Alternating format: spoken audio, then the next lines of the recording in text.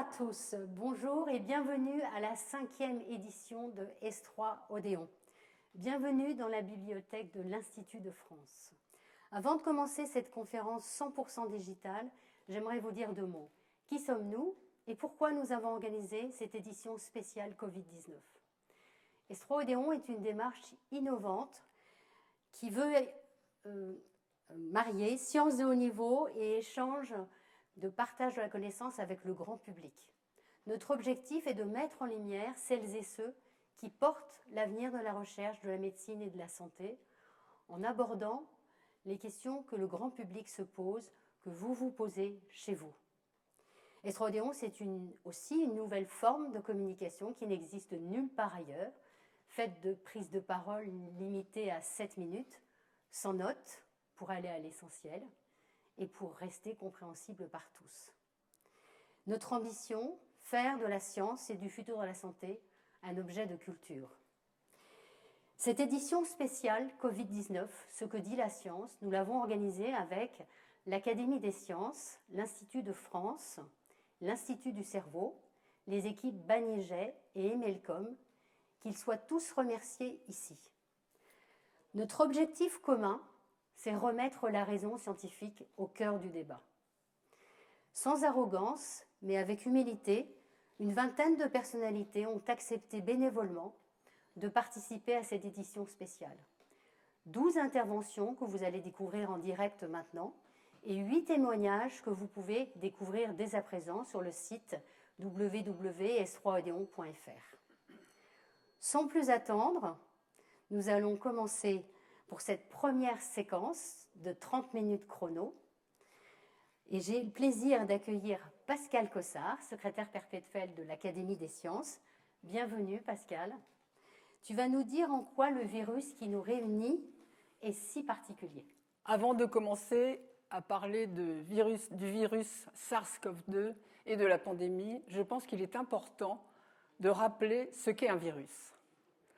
Un virus, c'est un agent infectieux tout à fait particulier. Il ne se nourrit pas, il ne grandit pas. S'il est sur un milieu riche, il ne change pas de forme, comme le ferait une bactérie qui, elle, se nourrit, grossit, s'allonge et se divise. Pour qu'un virus donne naissance à une nouvelle génération de virus, il faut qu'il rentre dans une cellule, qu'il force la cellule à le répliquer et que cette cellule puisse produire de nouveaux virus. Tous les virus fonctionnent de la même façon, que ce soit des virus animaux, des virus humains, des virus de plantes ou même des virus de bactéries. Les virus infectent toutes les espèces du monde du vivant. On peut classer les virus en différentes catégories selon le matériel génétique qu'ils contiennent. Il y a des virus à ADN et il y a des virus à ARN. Et parmi ceux-ci, il y a des virus qui sont entourés d'une enveloppe et il y a des virus qui ne le sont pas. On parle de virus enveloppés et de virus non enveloppés. Le virus SARS-CoV-2 est un virus ARN enveloppé. Et cette enveloppe lipidique, comme vous le savez, peut être détruite par le savon ou par un gel hydroalcoolique. Quand on regarde le virus en microscopie électronique, on voit que ce virus est entouré d'objets qui forment une sorte de couronne, d'où son nom, le coronavirus. Ces objets sont la protéine spike, la protéine spicule ou protéine S. Cette protéine S est absolument critique pour l'infection par le virus. Pourquoi ? Parce que c'est elle qui permet l'entrée du virus dans les cellules. Comment les choses se font ? C'est très simple.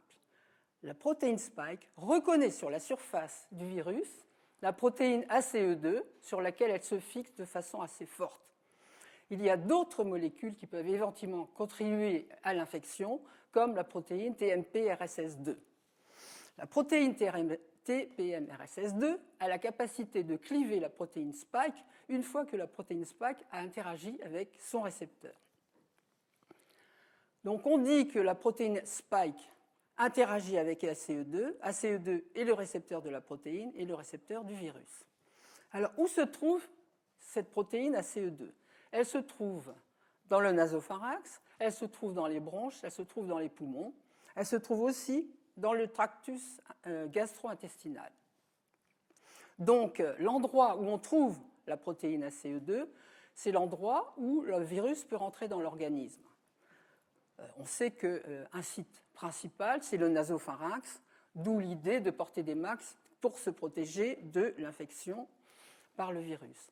Mais on sait aussi qu'il y a beaucoup d'infections qui commencent par des infections gastro-intestinales et on sait que dans les selles d'environ 30% des patients, on trouve du virus. D'où l'idée qui a émergé de tester dans les os usés la présence d'ARN viral.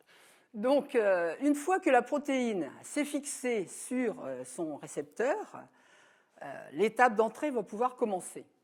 Et il y a deux façons au virus pour pouvoir rentrer dans la cellule.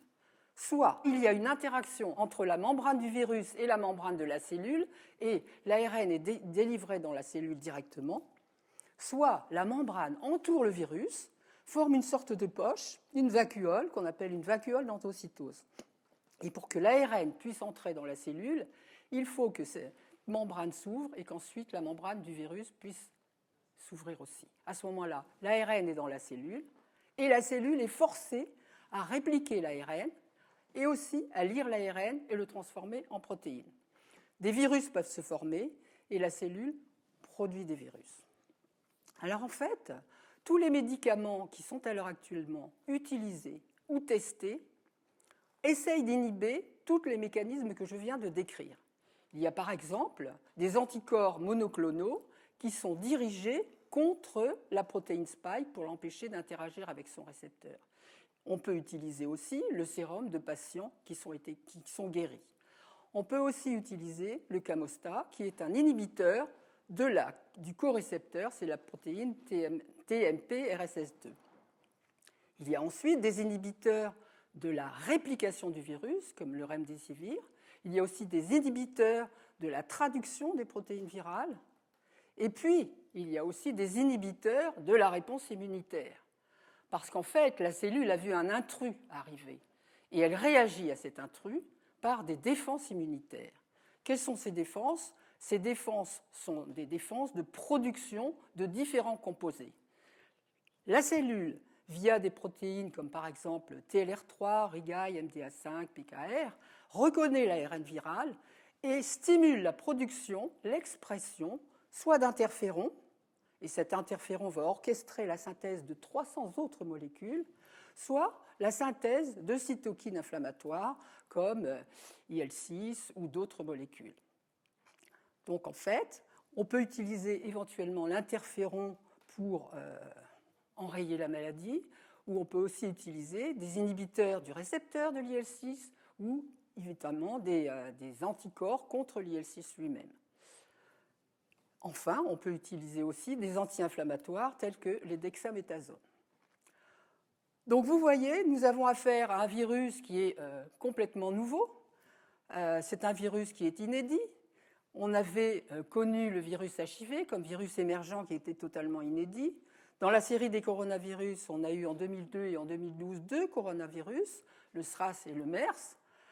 Il y a fort à parier que d'autres virus émergents pourraient apparaître, et je crois qu'il faut se préparer. Merci Pascal. Merci beaucoup pour la définition sur le virus.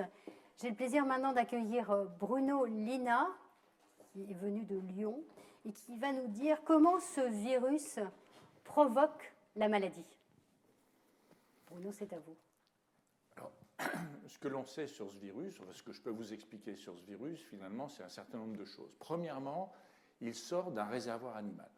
C'est l'ancêtre de ce virus, c'est un virus qui vient d'une chauve-souris, et on le sait parce que quand on a fait des comparaisons de séquences génétiques entre des virus de chauve-souris, qui sont des coronavirus qui circulent de façon abondante chez ces animaux, et ce fameux SARS-CoV-2, il y a une homologie de séquences extrêmement élevée. Et ce coronavirus, malgré tout, il présente quelques petites nuances, qui sont des nuances importantes, qui sont celles justement qui sont portées par la séquence de la protéine spike, qui interagit avec le récepteur. Et cette séquence-là, elle est différente entre le virus de la chauve-souris et le virus de l'homme. Ce qui signifie que, quelque part, dans la construction du virus, il y a probablement eu une évolution entre ce virus de chauve-souris et le virus humain, Pour cette évolution, il avait été proposé à un moment donné que ça se passe chez le pangolin. Et au bout du compte, pour l'instant, il est plutôt innocenté, le pangolin, puisqu'on n'a jamais réussi à trouver chez cet animal le virus qui ressemble à celui qui est chez l'homme. Mais il y a eu une évolution et on n'a pas trouvé cet hôte intermédiaire en quelque sorte. Alors, ce qui est intéressant de comprendre, c'est que finalement, quand il est sorti du réservoir animal et qu'il a donné les premiers cas, c'est le deuxième point, ce virus, il est parfaitement adapté à l'homme.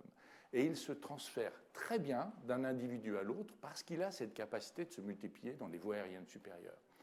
Et cette capacité, elle est vraiment très importante dans la dynamique épidémique. Et quand on regarde les autres coronavirus, qui eux aussi sont sortis de la chauve-souris, et on parle du SARS en 2003 et du MERS en 2012, on a trouvé pour ces virus, les animaux intermédiaires qui ont permis la transmission à l'homme. C'est respectivement la civette pour le SARS et le dromadaire pour le MERS. Par contre, on n'a pas eu cette évolution qui a permis à ces virus de devenir transmissibles rapidement de l'homme à l'homme parce que jamais ces deux virus-là sont réussis à s'adapter à nos voies aériennes supérieures. Donc on voit que le coronavirus du SARS-CoV-2, finalement, il a eu une étape d'adaptation supplémentaire qui a permis sa transmission interhumaine. Et donc, il se comporte comme un virus pandémique. Et jusqu'à présent, on avait toujours réfléchi sur les virus pandémiques respiratoires comme n'étant que les virus influenza. Eh bien, on voit que les coronavirus sont capables de le faire. Or, si on revient un petit peu en arrière et qu'on fait ce qu'on peut appeler de l'archéovirologie, en quelque sorte, eh bien, ce qu'il est important de se rappeler, c'est que ce phénomène d'introduction d'un coronavirus chez l'homme, ce n'est pas un phénomène nouveau. Et il est très probable, quand on regarde un petit peu l'horloge génétique d'un certain nombre de nos coronavirus humains, que certains d'entre eux sont rentrés dans l'homme au XIXe siècle, au cours probablement d'un phénomène pandémique. Et aujourd'hui, il y a une question qui se pose dans le monde scientifique, c'est on avait attribué en 1889-1890 une pandémie qui était investiguée avec les moyens qu'il y avait à l'époque comme étant une pandémie influenza. Si ça se trouve, c'était une pandémie à coronavirus. Donc on va essayer d'explorer ça pour savoir si ce n'est pas à cette occasion qu'un des coronavirus saisonniers qui est chez nous maintenant, qui circule de façon abondante, qui donne le rhume de l'enfant, qui est un virus relativement bénin, eh bien peut-être que c'est un virus post-pandémique et qui s'est stabilisé chez nous, comme probablement le SARS-CoV-2 va le faire. Alors ces virus, ce qui est aussi intéressant de comprendre, c'est que c'est des très gros virus, mais qui sont très stables. Ils varient assez peu. Et lorsque l'on regarde un tout petit peu la dynamique évolutive de ces virus et qu'on la compare aux autres virus respiratoires, comme notamment le virus influenza, mais c'est vrai pour d'autres aussi, on a intrinsèquement l'habitude de dire ces virus ARN, ils mutent tout le temps. Et bien lui, il ne mute pas parce qu'en fait, il mute peu, très peu, parce qu'en fait, il a un système qui corrige les erreurs quand il introduit une erreur lorsqu'il réplique son génome. Quand il est dans la cellule, il fabrique des tas et des tas de génomes, et si jamais il y a une erreur, elle est corrigée. Et ça entraîne une très grande stabilité, au moins sur la réplication de ces virus, et à un tel point que, pour vous donner une idée juste de comprendre, on a une horloge moléculaire de l'évolution de ce virus. Cette horloge moléculaire, elle nous explique que sur un génome qui a une taille de 30 000 nucléotides. Alors, on va pas parler comme ça, on va dire, vous avez 300 pages, sur chaque page, il y a 100 lettres, d'accord ? Eh bien, chaque mois, 2 lettres sur l'ensemble du livre sont capables de changer. C'est ça la possibilité évolutive que l'on observe actuellement sur ces virus. On voit donc qu'il y a une très grande stabilité. Cette stabilité n'empêche pas que de temps en temps, il s'intègre des substitutions, c'est-à-dire des modifications. Et il y en a 2 qui nous ont particulièrement intéressés, qui surviennent justement dans cette fameuse protéine spike et qui ont probablement amélioré un tout petit peu la capacité de diffusion du virus et peut-être aussi son antigénicité, c'est-à-dire la capacité de développer des anticorps. Donc on voit que ça peut être un atout pour nous, en tout cas en termes de réponse immunitaire. Donc tous ces éléments nous donnent beaucoup de choses robustes sur la connaissance du virus, sur ce qu'il est capable de faire, sur ce qu'il ne fait pas. Mais l'infection virale, c'est une relation entre l'hôte et le virus. Et ce que l'on est en train d'apprendre encore au fil du temps, c'est que ce virus, certes, il infecte les voies aériennes supérieures et inférieures. Certes, il se transmet très bien par voie aérienne, mais il est aussi capable d'impacter d'autres organes à l'intérieur du corps humain. Et on sait qu'on observe régulièrement des atteintes pulmonaires profondes, mais aussi parfois des atteintes rénales, des atteintes cardiaques, des atteintes neurologiques aiguës. Et ce que l'on voit, et peut-être d'autres encore, et des atteintes cutanées aussi, et il y a un primum movens, il y a quelque chose qu'on retrouve à peu près systématiquement dans ces infections de ces organes, c'est que finalement, ces organes sont vascularisés par des capillaires. Ces capillaires sont couverts de cellules endothéliales, qui sont les cellules des capillaires. Or, ces cellules s'infectent avec le virus, avec le coronavirus. Donc, c'est probablement lié, pour partie, à la destruction de ces capillaires par le coronavirus qui entraîne ces lésions. Alors, on les observe, ces lésions parfois aiguës, qui guérissent, mais il y a un autre pan de la pathogénèse que l'on est en train de comprendre, c'est les atteintes chroniques. Et vous comprenez bien qu'aujourd'hui, quand on a une expérience de 9 mois sur un pathogène, développer des théories sur les atteintes chroniques à 5 ans ou 10 ans, c'est impossible. Donc on est aujourd'hui dans un moment d'observation, en quelque sorte, où on va essayer de comprendre si ce virus est capable de donner des pathologies à long terme, et on évoque des pathologies neurologiques. On voit qu'il y a un certain nombre de personnes qui sont désorientées après avoir eu cette infection, des pathologies cardiaques ou des pathologies pulmonaires à type de lésions chroniques. Donc voilà un petit peu les éléments qu'on a. 1, ce virus, on sait d'où il vient. 2, on connaît sa stabilité, mais malgré tout, on sait qu'il est capable d'évoluer. Et il y a des mécanismes d'évolution qui pourront être abordés par recombinaison génétique, qui était peut-être l'événement fondateur de ce virus, qui peut survenir encore. Et sur le pouvoir pathogène, on a encore terriblement de choses à apprendre. Merci beaucoup, Bruno Lina. Merci pour la clarté de votre propos. Eh bien, que diriez-vous? On a retenu protéine spike, on a retenu virus stable.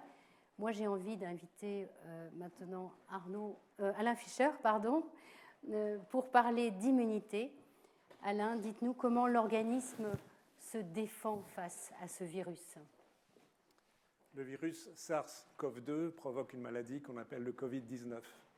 Bien souvent, cette maladie est bénigne, mais 7 personnes ou 6 personnes sur 1000 environ en décèdent, soit environ 6 fois plus que le nombre de décès ou la fréquence des décès induite par le virus de la grippe, un autre virus respiratoire.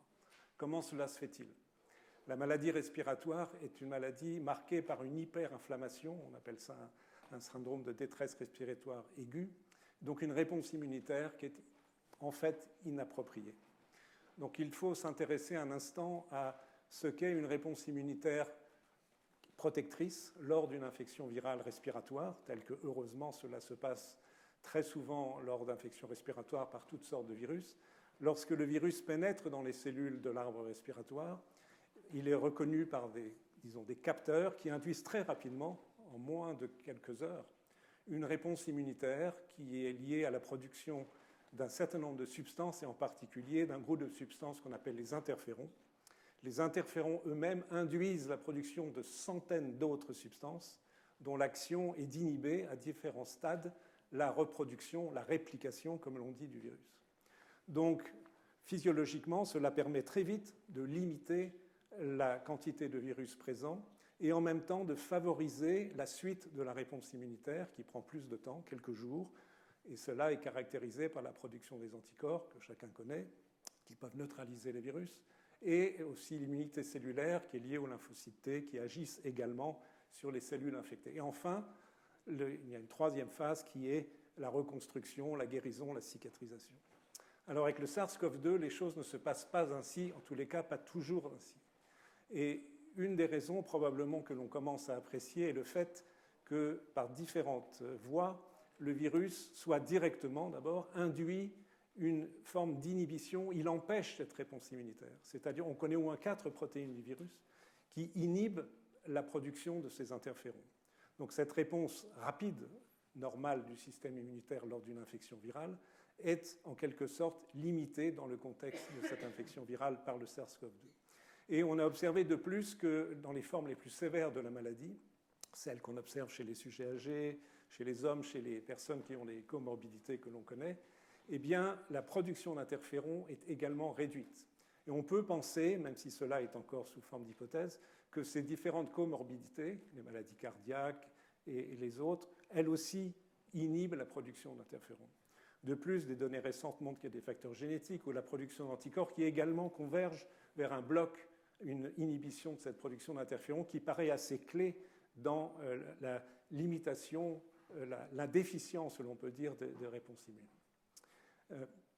À côté de cela, le virus, maintenant présent dans la mesure où l'interféron est relativement peu produit, donc dans les formes graves, va directement dans les cellules infectées et indirectement en activant les cellules du système immunitaire, les globules blancs qu'on appelle les polynucléaires neutrophiles, les monocytes et dans une certaine mesure les lymphocytes, induire une réponse inflammatoire extrêmement forte par des substances qu'on appelle des chémokines, attirer ces globules blancs dans les poumons, éventuellement dans d'autres tissus, et induire la production de toute une série de substances qui, in fine, s'avèrent toxiques, donc une réponse immune inappropriée et qui est pathogénique, et non pas protectrice, contrairement à celle qui se passe physiologiquement. Donc on a à la fois un déficit d'une voie essentielle du contrôle de l'infection par ce défaut d'interféron et cette réponse immune inadaptée qui est extrêmement pathogène. Alors, un mot des anticorps, donc cette seconde étape de la réponse immune. On trouve chez les personnes infectées des titres très élevés d'anticorps capables de neutraliser le virus, c'est-à-dire empêcher l'infection des cellules, ce qui est évidemment une bonne nouvelle, potentiellement en particulier pour la vaccination. Mais il faut noter que chez les sujets qui sont infectés mais ne font pas la maladie, les sujets asymptomatiques, comme on dit, qui sont en fait assez fréquents, cette production d'anticorps peut être faible et transitoire et faire en sorte, il se peut, pour beaucoup d'entre eux, qu'il n'ait plus d'anticorps au bout de quelques semaines, ce qui aussi pose des questions, cette fois-ci, dans l'autre sens pour la vaccination. En ce qui concerne l'immunité des lymphocytes T, autre arme importante de la défense contre le virus, eh bien, celle-ci est robuste, forte chez la plupart des sujets. Néanmoins, dans les formes sévères, on observe qu'elle est diminuée. Donc, c'est un autre facteur de la gravité de cette maladie que l'on retrouve à nouveau avec l'immunosénescence, le fait que les personnes âgées ont une défense immunitaire de ce type moins forte, moins importante. Et aussi, alors un résultat intriguant est que chez les personnes naïves à l'égard du virus, qui n'ont pas encore été infectées, qui ne sont, espérons-le, jamais infectées par ce virus, une fraction d'entre eux, eh bien, on peut détecter dans leur sang des lymphocytes T qui réagissent contre le virus, comme s'ils avaient déjà reçu un message, un signal d'être activés contre ce virus, alors qu'ils n'ont jamais rencontré ce virus. C'est une réponse faible, mais elle est détectable dans un quart, presque, ça dépend des études, à la moitié des individus.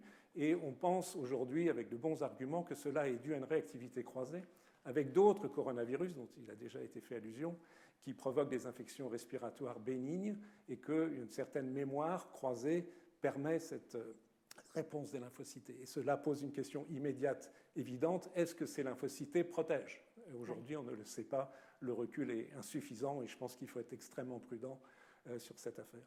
Donc, globalement, on a d'une part ce déficit de l'immunité innée, cette hyperinflammation excessive et une réponse immune seconde des lymphocytes des lymphocytes B qui existe, mais dont on voit qu'elle n'est pas forcément parfaitement adaptée.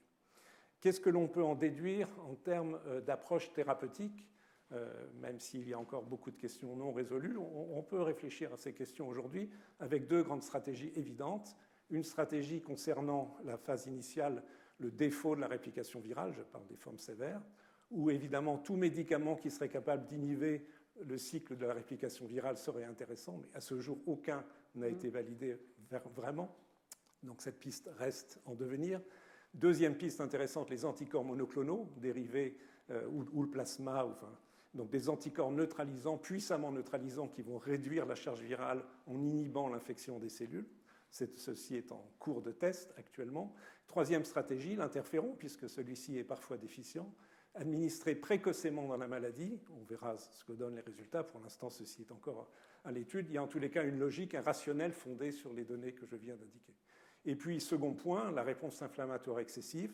Il a été montré que les corticoïdes, vieil agent anti-inflammatoire, a un certain degré d'efficacité pour réduire la mortalité des formes les plus sévères, mais c'est insuffisant. Donc, beaucoup d'autres molécules, dont aucune n'est encore validée, mais susceptibles de bloquer telle ou telle étape de la réponse inflammatoire, y compris les facteurs qui favorisent la thrombose, la coagulation, sont en train d'être évalués. Merci beaucoup, Alain, pour ce propos très instructif sur l'immunité. Je vous propose, vous qui êtes chez vous, peut-être de prendre un verre, d'être bien installé pour écouter Arnaud Fontanet, l'épidémiologiste de l'étape, si je puis dire, à Pasteur. Monsieur Fontanet, nous allons parler ensemble d'immunité individuelle et collective. Oui, alors je vais peut-être commencer en vous racontant une histoire. Alors cette histoire, c'est celle du porte-avions le Charles de Gaulle, qui quitte la rade de Brest le 16 mars 2020. Il y a à son bord 1700 marins. Ils sont inquiets d'avoir emmené avec eux le SARS-CoV-2 et pendant 14 jours, la durée maximale de l'incubation de la maladie, ils prennent des précautions. Et puis le 30 mars, il n'y a pas eu de cas déclarés à bord. Ils lèvent ces mesures de précaution. Ils font même une soirée. 2 jours plus tard, arrivent à l'infirmerie du Charles de Gaulle des marins qui toussent, qui ont de la fièvre, qui ont perdu l'odorat. Et sur l'espace de 3 semaines, on va avoir plus de 1000 marins, 68% de la population du bateau qui va déclarer la Covid-19. Et si je vous raconte cette histoire, c'est qu'elle illustre parfaitement le concept de l'immunité collective, c'est-à-dire quel est le taux, la proportion de personnes dans une population qui doit être infectée pour que le virus s'arrête de circuler de façon épidémique. Alors on a des formules qui permettent de l'estimer. On part du nombre de reproductions de base, c'est le nombre de cas secondaires par personne infectée, dans une population qui serait totalement susceptible et en absence de mesures de contrôle. Pour le SARS-CoV-2, elle est de 3. Eh bien, si vous prenez la formule 1 moins 1 sur 3, vous obtenez 67%, très proche des 68% du Charles de Gaulle. Et certains pourront dire, d'accord, mais là, c'est une population très homogène dans des milieux confinés. Dans la population réelle, il y a des taux de contact différents par tranche d'âge, il y a des gens qui sont très exposés, des super contaminateurs. Si on met ça dans un modèle mathématique plus sophistiqué, on peut descendre les 67% à 50%, mais on ne peut pas descendre plus bas. Et d'ailleurs, on a vu déjà 3 villes dans lesquelles, dans des quartiers grande promiscuité, le virus a circulé et a atteint ces 50%. C'est dans des quartiers de Bombay en Inde, du Cap en Afrique du Sud, et également à Manaus au Brésil. Donc ces 50%, ils semblent assez solides comme référence pour savoir où le virus arrêtera de circuler de façon épidémique. Alors la prochaine question, c'est où est-ce qu'on en est en France, à l'issue de la première vague épidémique? Eh bien, on a fait des enquêtes qui portent sur le dépistage d'anticorps dans la population, en mai-juin dernier en France, et on a trouvé que 5% de la population française avait été immunisée au décours de la première phase épidémique, 10% dans les régions les plus touchées, le Grand Est, la région parisienne, 3% en Bretagne, la région la moins touchée, mais vous voyez, c'est 5%. On est vraiment loin de ces 50%. Alors, comme le disait Alain Fischer, il n'y a pas seulement l'immunité humorale, il y aurait peut-être ces personnes qui ont des cellules T, 20 à 50% en population, qui reconnaissent les protéines du SARS-CoV-2 parce qu'elles ont pu avoir une immunité croisée avec d'autres coronavirus, les coronavirus saisonniers dont parlait Bruno Lina. Eh bien, en tout cas, chez les marins du Charles de Gaulle, ça n'a pas beaucoup aidé. Donc, je ne compterai pas trop dessus. Et comme le disait Alain Fischer, il faut du recul pour se dire qu'ils pourraient nous protéger. Donc, qu'est-ce qui nous reste? Il faut atteindre ces 50%. Quelle est la voie à suivre? Il y en a qui ont proposé de dire laissons le virus circuler chez les plus jeunes et protégeons ceux qui vont faire des formes sévères, c'est-à-dire les personnes de plus de 65 ans, ceux qui ont des comorbidités comme surpoids, hypertension, diabète, maladies cardiaques ou respiratoires. Simplement, c'est un virus qui circule extrêmement vite. Et si on le laisse circuler, on ne peut pas l'arrêter, on ne pourra pas garder les compartiments étanches et on se finira avec jusqu'à 50% de la population française infectée, avec un taux de létalité de 7 pour 1000, 7 personnes qui décèdent pour 1000 infections, ça fera plus de 200 000 morts. C'est inacceptable aujourd'hui et en plus les hôpitaux, vous le savez, sont déjà en grande tension, ils ne le supporteraient pas. Non, la voie pour atteindre l'immunité collective, la seule voie sûre, c'est le vaccin. Et le vaccin, en plus, on peut choisir qui on immunise. On peut immuniser les personnels soignants les plus exposés. On peut immuniser les personnes fragiles, ceux qui sont à risque de formes graves, on les a déjà cités. Et puis le vaccin, si l'immunité elle ne dure pas plus d'une année, comme c'est le cas par exemple pour les coronavirus saisonniers, on peut le répéter, comme on le fait pour le vaccin de la grippe. Donc le vaccin, c'est le bon outil. Il y a déjà 9 vaccins qui sont dans ce qu'on appelle la phase 3. On va voir s'ils sont efficaces. Donc on aura les premiers résultats début 2021, peut-être en production suffisante au deuxième semestre 2021 pour nous protéger. Et en attendant, qu'est-ce que je peux vous dire? Eh bien, continuons de nous protéger, continuons de protéger les plus vulnérables. Mais voilà, on a quelques mois difficiles à passer. Simplement, pour la première fois, on a un peu de lumière au bout du tunnel et ce sera le vaccin. Merci beaucoup, Arnaud Fontanet, pour ce message d'espoir. Alors, nous venons de terminer cette première séquence. Est-ce que ce virus est-il exceptionnel? Je vous propose d'accueillir un membre de l'Académie des sciences et membre fondateur de l'association ES3-Odéon. Je passe la parole à Jean-François Bach qui va nous conclure ce qu'il faut retenir, Jean-François, de cette première séquence? Je dirais tout d'abord qu'il faut réaliser l'importance de l'effort scientifique international sans précédent qui nous a permis d'obtenir tous les renseignements, toutes les informations que nous avons sur ce virus. On en connaît la structure dans le détail, on connaît son mode d'entrée dans la cellule, sa multiplication, les modalités de l'effet délétère qu'il peut avoir. On connaît la façon dont le système immunitaire peut réagir. C'est absolument remarquable et la science progresse tous les jours dans ce domaine. Il y a également des choses qu'on ne sait pas. On ne sait pas, si on reste dans le domaine de l'épidémie, on ne sait pas vraiment pourquoi, dans une famille, lorsqu'un le père, la mère, des enfants contractent la maladie, pourquoi souvent, seulement, 1, 2 ou 3 membres de la famille fait la maladie, même tout en les autres ne faisant pas la maladie du tout ou ayant une forme asymptomatique. On ne sait pas. Il y a beaucoup de questions à laquelle on ne sait pas répondre. Et puis, il y a quelque chose qui est plus subtil, j'allais dire plus sournois. C'est-à-dire qu'il y a des sujets qui sont l'objet d'incertitudes. Alors, quand on parle de l'épidémiologie, il faut rendre hommage au travail formidable qui a été fait, qui a permis, par exemple, aux épidémiologistes de prédire il y a 2-3 mois la seconde vague qu'on observe aujourd'hui. C'était vraiment très bien dit, très bien décrit. On peut quand même se poser des questions sur la suite. On peut dire, et cela se défend absolument, qu'il faut atteindre une immunité collective de 50%. Mais le problème, c'est qu'on se situe souvent dans le cadre de ce que l'on connaît pour les vaccinations. C'est un peu différent parce qu'il y a beaucoup de gens, je viens de le dire, qui résistent au virus de façon spontanée et naturelle. Et ça gêne, ça complique les projections épidémiologiques. Donc nous sommes dans une incertitude. Espérons-le d'ailleurs, parce que si vraiment il n'y avait pas d'incertitude sur le fait qu'il faille attendre si longtemps pour avoir l'immunité collective, on pourrait être extrêmement inquiet. Donc soyons optimistes. Cette incertitude, elle fait partie de la science. La science comporte des débats. La science progresse avec des débats.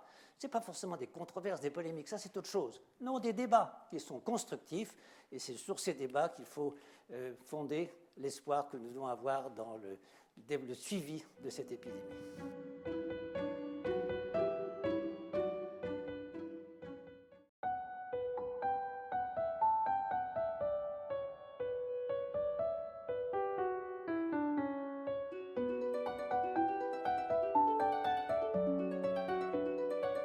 J'ai la joie d'accueillir Karine Lacombe, qui va nous dire comment on prend en charge les malades à l'hôpital.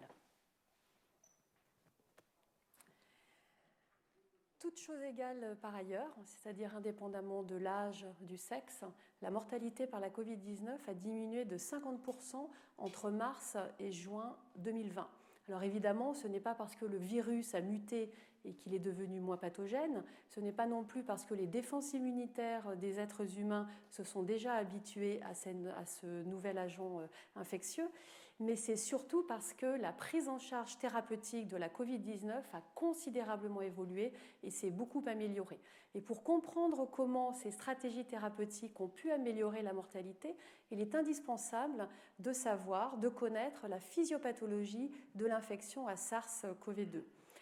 En effet, au-delà de la partie virale de l'infection qui intervient quelques jours après la contamination, on s'est rendu compte que la Covid-19 était principalement une maladie de système, c'est-à-dire qu'elle se manifestait par des expressions cliniques très diverses. Elles peuvent toucher le cerveau, le système digestif, le rein, évidemment les poumons, mais également les muscles, la peau, etc. Et donc, on a vu également que cette physiopathologie impactait énormément l'expression clinique de la maladie. À partir du moment où le virus rentre dans les cellules par l'intermédiaire des récepteurs ACE2, le virus va utiliser une machinerie enzymatique qui va lui permettre de se multiplier à grande échelle, très vite, et va entraîner l'apparition de défenses immunitaires de type inflammatoire qui parfois peuvent être exacerbées. En sus du classique syndrome pseudogrippal qui intervient quelques jours après la contamination, environ 20% des personnes infectées vont développer une pneumonie hypoxémiante qui vont les conduire à l'hôpital et un certain nombre d'entre elles vont passer en réanimation. Alors pourquoi ? On connaît maintenant certains facteurs de risque tels que l'âge, le sexe, le surpoids, également le diabète ou les pathologies comme des maladies pulmonaires, cardiaques, etc. Et à côté de ces facteurs de risque classiques, on a mis en évidence des signatures immunologiques qui vont prédisposer à une évolution délétère de l'infection. Et ces signatures immunologiques, justement, deviennent des cibles thérapeutiques. Et effectivement, on a montré, parmi toutes les stratégies de traitement que l'on a explorées, que celles qui ont apporté un meilleur impact en termes de mortalité étaient surtout, à ce jour, celles qui s'étaient adressées à la phase inflammatoire plus qu'à la phase virale. Alors, par exemple, les corticostéroïdes. Donc, les corticostéroïdes sont une thérapeutique très ancienne que l'on a utilisée dans la grippe et on a montré d'ailleurs que dans la grippe grave, les corticostéroïdes pouvaient être délétères. Eh bien, chez les malades atteints de la Covid-19, les corticostéroïdes ont permis de diminuer de 20% la mortalité chez les personnes en salle de médecine, jusqu'à 35% la mortalité chez les personnes hospitalisées en réanimation. Donc les corticostéroïdes sont vraiment devenus la pierre angulaire du traitement de la Covid-19. À côté de cet anti-inflammatoire classique, on a évalué de nombreux immunomodulateurs et parmi toutes les molécules, celles pour lesquelles on a les résultats les plus solides, même s'ils sont encore assez partiels, c'est le tocilizumab. Le tocilizumab est une anti-interleukine 6 et l'interleukine 6 est une protéine essentielle dans l'inflammation dont la concentration augmente beaucoup au cours de la Covid-19 et le tocilizumab a montré une efficacité en termes de diminution du passage en réanimation, du taux d'intubation et de la mortalité à 28 jours. Alors évidemment, il y a des antiviraux. Je ne reviendrai pas sur la chloroquine ou l'hydroxychloroquine dont on a montré dans de nombreux essais qu'elle n'avait aucune efficacité en curatif ou en préventif et elle pouvait même avoir un effet délétère quand elle est associée à l'azithromycine. Un point particulier qui est le remdesivir. Donc, le remdesivir, dans 3 essais récemment publiés, a montré une petite efficacité sur le plan clinique en diminuant de 4 jours la durée d'hospitalisation, donc l'expression des symptômes, mais pas d'impact sur la mortalité à 28 jours. Et on attend avec beaucoup d'impatience les résultats de Solidarity, ce grand essai international qui contient l'essai européen Discovery pour avoir de meilleures données sur cette fameuse mortalité à 28 jours. Évidemment, à côté de ces molécules dites repositionnées, parce qu'elles ont été mises sur le marché avec des indications hors Covid-19, il y a le plasma de convalescent qui est une vieille thérapeutique qui constitue un transfert d'immunité passive et qui a montré une efficacité à ce jour, surtout chez les personnes immunodéprimées, en particulier par absence de fabrication, par absence de lymphocytes B qui fabriquent les anticorps anti-SARS-CoV-2. 2 choses extrêmement importantes qui font partie des thérapies de support, des soins de support et qui ont considérablement également changé le pronostic de la Covid-19, c'est l'anticoagulation et les moyens d'apporter de l'oxygène. Dans l'anticoagulation, il faut se rappeler que dans la Covid-19, l'incidence des événements thrombotiques est extrêmement élevée et d'ailleurs, le premier patient qui est décédé en France de la Covid-19 est décédé d'une embolie pulmonaire. Donc maintenant, l'anticoagulation est un élément important de la prise en charge et on adapte le degré d'anticoagulation au degré d'inflammation que présente le patient. À côté de l'anticoagulation, deuxième soin essentiel de support, c'est l'oxygénothérapie. On a aussi appris énormément. Par exemple, en salle de médecine, on utilise maintenant ce que l'on appelle le décubitus ventral vigile, qui permet de diminuer le risque de passer en réanimation. Et en réanimation, on utilise l'oxygénothérapie à très haut débit qui permet de diminuer le risque d'être intubé avec toutes les conséquences délétères secondaires à l'intubation. Alors, à côté de toutes ces thérapies non ciblées, repositionnées, sont développées des thérapies ciblées et j'espère que les résultats qu'on va en avoir dans les mois à venir vont permettre de répondre aux enjeux médicaux mais également sociétaux et économiques. Et puis bien sûr, ma présentation sur la prise en charge de la Covid-19 serait vraiment incomplète si je ne rappelais pas les moyens de prévention essentiels que l'on a à nos dispositions, qui sont le lavage des mains, le port du masque, la distanciation sociale, l'aération des espaces clos, mais également le diagnostic des personnes symptomatiques, le dépistage des personnes contacts et puis l'isolement, la mise à l'isolement strict des personnes positives. Évidemment, chacune de ces mesures prises séparément ne permettra pas d'infléchir l'épidémie. En revanche, l'application de toutes ces mesures ensemble devrait permettre de modifier la dynamique de l'épidémie. Donc on voit bien en fait que l'on a une responsabilité individuelle pour un enjeu qui est collectif, et dans une société inclusive, je pense que chacun d'entre nous doit œuvrer à être garant de la santé des autres. Merci Karine Lacombe pour ces mots rassurants. Nous avons bien compris. Je crois qu'on a bien progressé en médecine tout d'un coup grâce à vous. Eh bien, je vous propose de continuer en parlant d'un sujet peut-être plus difficile, qui sont les formes sévères. Et j'ai donc l'honneur d'annoncer, c'est une vidéo enregistrée, la vidéo de Jean-Laurent Casanova, qui va nous parler des prédispositions génétiques.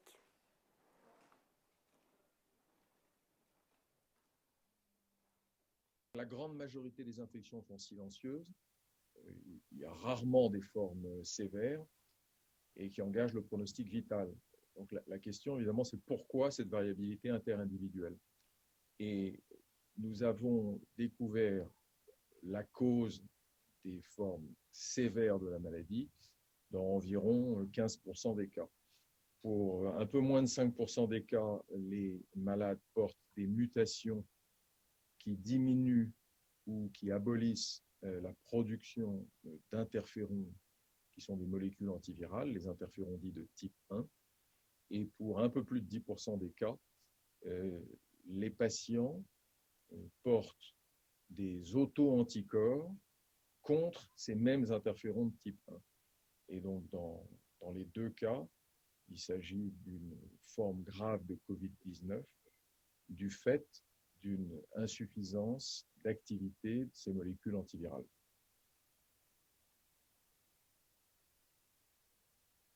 Chez les malades étudiés et décrits dans nos papiers, il n'y a pas d'antécédent d'infection virale grave ayant nécessité une hospitalisation. Néanmoins, il est parfaitement possible que d'autres maladies virales graves puissent être causées par les auto-anticorps ou par les mutations dans les gènes rapportés dans les papiers. Pour les auto-anticorps, il n'y a pas aujourd'hui de preuves. Pour les mutations dans ces gènes qui contrôlent la production de l'interféron, il y a déjà des preuves, puisque c'était, à vrai dire, le point de départ de l'étude. On avait décrit à partir de 2015 des mutations de ces gènes responsables de grippe maligne, de personnes qui, au lieu de faire une grippe qui les cloue au lit pendant une semaine, se retrouvent en réanimation avec des poumons blancs. Et l'hypothèse qu'on a testée au mois de février, quand le Covid a pris les proportions qu'on connaît, c'est que la grippe maligne et le Covid sévère soient en fait, comme on dit en génétique, alléliques. C'est-à-dire que ces deux maladies infectieuses graves puissent être causées par des variants, des mutations dans les mêmes gènes.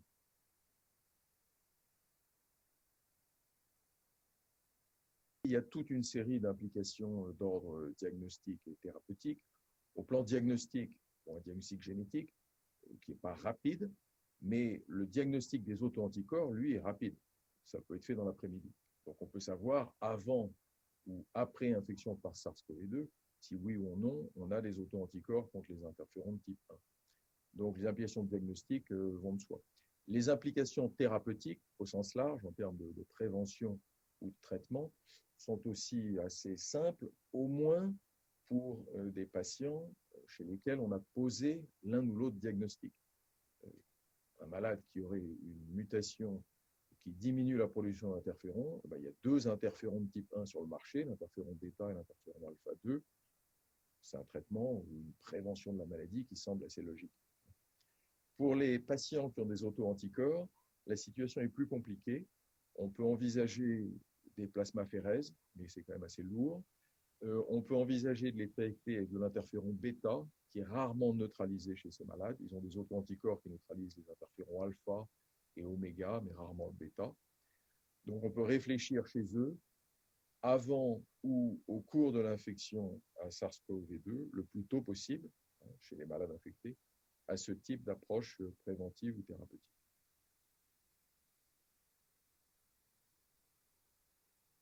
On a rendu compte dans nos papiers, vous l'avez lu, d'un peu moins de 5% des formes graves de Covid en focalisant notre attention sur un jeu assez réduit de gènes, 13 gènes, qui étaient des gènes candidats dont on savait que les mutations pouvaient être responsables de grippe maligne. Mais si on considère ces interférons de type 1 au-delà des gènes de susceptibilité à la grippe, eh bien, il y a 400 ou 500 gènes. Et donc, on étudie en ce moment, évidemment, tous ces gènes.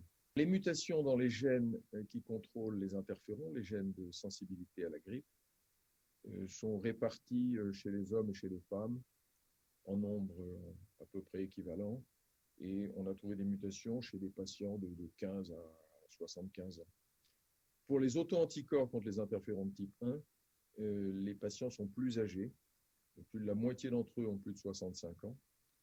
Et 95% d'entre eux sont des hommes. Et donc, les auto-anticorps contre les interférons de type 1 contribuent sans doute à expliquer dans une large mesure à la fois la gravité de la maladie chez les hommes et chez les personnes âgées. Eh bien, merci beaucoup Jean-Laurent Casanova pour nous avoir éclairé sur ces prédispositions génétiques. On a évidemment très envie de savoir s'il y aura un traitement. On a déjà un peu une ébauche de réponse, mais on va accueillir le professeur Yazdan Pana qui est à Bichat et qui va nous parler des essais thérapeutiques parce que ce n'est pas si simple finalement. Le virus SARS-CoV-2, qui est à l'origine de Covid, circule depuis fin décembre 2019, début 2020. En janvier 2020, début janvier 2020, on ne connaissait pas le nom de ce virus. On ne savait pas ce que c'était. Pourtant, il fallait trouver un traitement. Et déjà, je dirais, dès début janvier, on a commencé à réfléchir à un traitement. Quand on a connu ce que c'était, la première chose à faire, c'est de savoir comment on ne peut pas fabriquer un traitement en quelques semaines, en quelques jours, voire en quelques mois. Donc, on a décidé de finalement utiliser les traitements qu'on avait pour d'autres maladies sur le SARS-CoV-2. D'autre part, on avait les autres coronavirus, notamment pandémiques, épidémiques, qui étaient le SARS et le MERS. Et on avait des candidats à traitement sur cela. On les a très rapidement évalués in vitro, dans les tubes au laboratoire, pour essayer de voir s'il y avait une efficacité. À partir de là, les experts, notamment à l'OMS, ont classé les médicaments, priorisé les médicaments, et il y avait 3 traitements, puis 4 traitements qui ont été priorisés. Il y avait donc Remdesivir, qu'on utilisait dans l'Ebola, d'ailleurs, qui n'a pas montré d'efficacité dans l'Ebola. Il y avait le Lopinavir, qu'on utilisait dans le VIH. Il y avait Lopinavir et interféron, qui a été beaucoup discuté, l'association. Et enfin, un peu plus tard, l'hydroxychloroquine. Il fallait évaluer ces traitements-là et finalement, le moyen le plus robuste, c'est d'évaluer ces traitements dans les essais cliniques randomisés. C'est-à-dire essayer d'avoir un comparateur, de donner des traitements à un certain nombre de patients et donner le standard de traitement à d'autres patients. Et ça de manière aléatoire, pour qu'on puisse vraiment évaluer les résultats.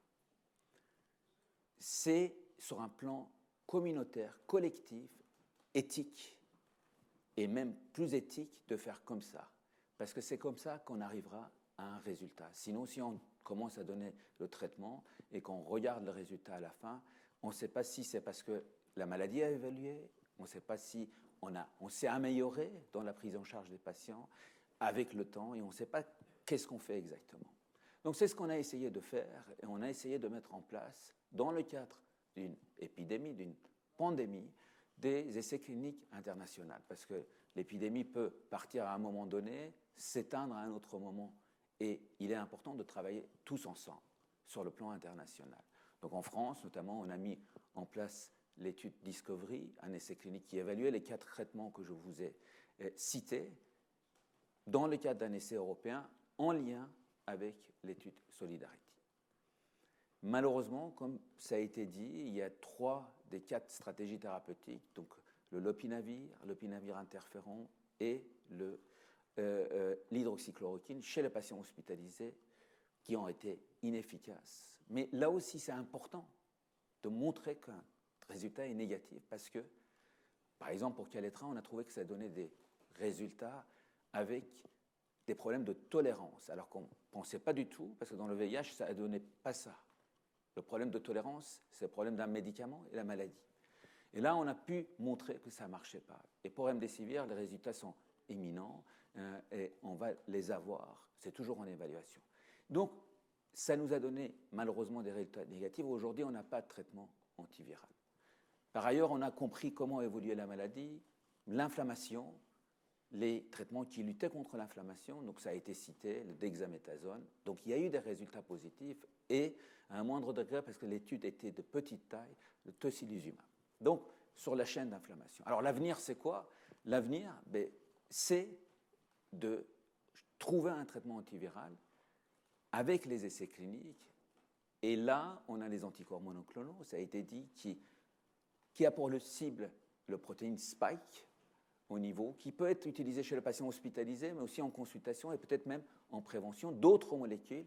Et il y a aussi tout ce qui est les traitements qui finalement ciblent la cascade de l'inflammation, l'orage cytokinique. Pour l'instant, on a trouvé, mais on pourra trouver d'autres. Et surtout, les combinaisons, quand est-ce qu'il faut finalement mettre ces traitements chez les patients? C'est un problème très important, et là aussi, c'est des essais qu'on appelle stratégies thérapeutiques qu'on va avoir. Donc ça, si vous voulez, l'importance de la science bien faite, des essais cliniques pour essayer d'arriver à des résultats. Il y a faire la science et communiquer autour de la science, qui a été un des problèmes qui a été soulevé pendant cette épidémie. Et c'est important aussi de dire, parce que les gens ont besoin d'espoir, le traitement, ça fait partie des espoirs, et communiquer autour des traitements, c'est extrêmement important. Ce qui s'est passé, c'est qu'au moment de l'Ebola, on a pensé qu'au moment d'une épidémie, il est important que les informations soient disponibles. Ça veut dire qu'en général, quand vous écrivez un papier, vous l'envoyez dans un journal, ça met du temps pour que ça soit publié. Donc on a décidé, collectivement, scientifiquement, pour avoir ces publications disponibles sur des sites validés pour tout le monde. Premièrement, c'était pour les scientifiques, ce n'était pas pour les journalistes, pas pour le grand public, parce qu'on voulait un œil critique à ça. Malheureusement, pendant cette crise, tout le monde a regardé ces traitements, tous ces résultats qui ont été publiés sur ces sites, et il y a eu un défaut de communication. Deuxièmement, il y a eu des sites qu'on avait dit validés pour ce qu'on appelle les préprints, avant que ça soit validé. Et il y avait des sites, il y a 3 ou 4 sites. Ça ne veut pas dire que chacun sur son Google, sur son compte, pourra afficher les résultats et tout le monde pourra aller regarder et dire qu'il y a ces résultats. Donc, il est extrêmement important, non seulement de faire de la science bien faite, de la science robuste, scientifiquement, avec des essais cliniques, avec des études bien faites, mais il est aussi extrêmement important de bien communiquer autour de la science et sur des sujets extrêmement sensibles qui sont le traitement, qui sont le vaccin pour lesquels les gens ont une attente énorme. Et je pense que dans les mois qui vont venir, il faut ouvrir un débat autour de comment finalement communiquer à la population qui a besoin autour de la science. Merci beaucoup. Je crois qu'on est tout à fait convaincus par l'importance de communiquer auprès du grand public. C'est bien le fondement d'S3 Odéon, et vous nous en avez fait la preuve aujourd'hui. la rigueur scientifique pour mener des essais thérapeutiques éthiques, eh bien, nous allons enchaîner avec un témoignage de Marie-Paule Kieny qui va nous dire ce que nous pouvons attendre de ces possibles vaccins.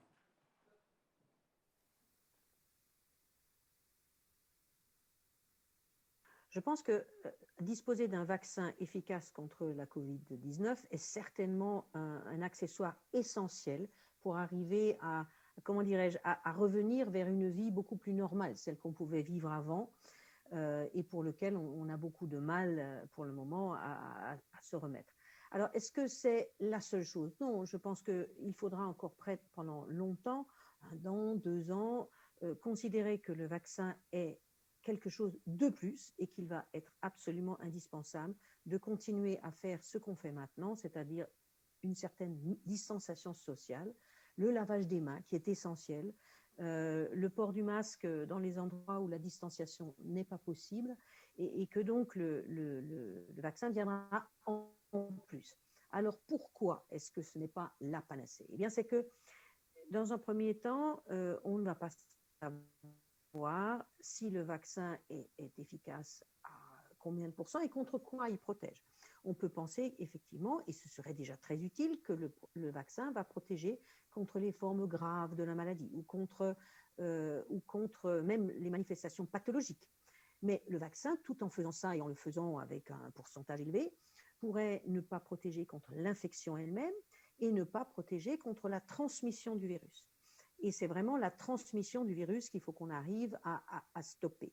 Donc, c'est pour ça que déjà, les caractéristiques du vaccin n'étant pas connues, mais étant donné qu'il est vraisemblable que les premiers vaccins qu'on va avoir ne seront pas à 100% ou proches de 100% protecteurs, non seulement contre la maladie, mais aussi contre l'infection, qu'il faudra trouver certainement continuer à mettre en place les autres mesures. De plus, comme vous pouvez imaginer, il ne sera pas possible de vacciner le monde entier dans un espace de quelques mois. Si tant est qu'on vaccine le monde entier, ce ne sera sûrement ni possible, ni même désirable, mais il faudra des mois, certainement, peut-être une année, peut-être plus, pour arriver à vacciner suffisamment de personnes pour que le vaccin fasse tout son effet.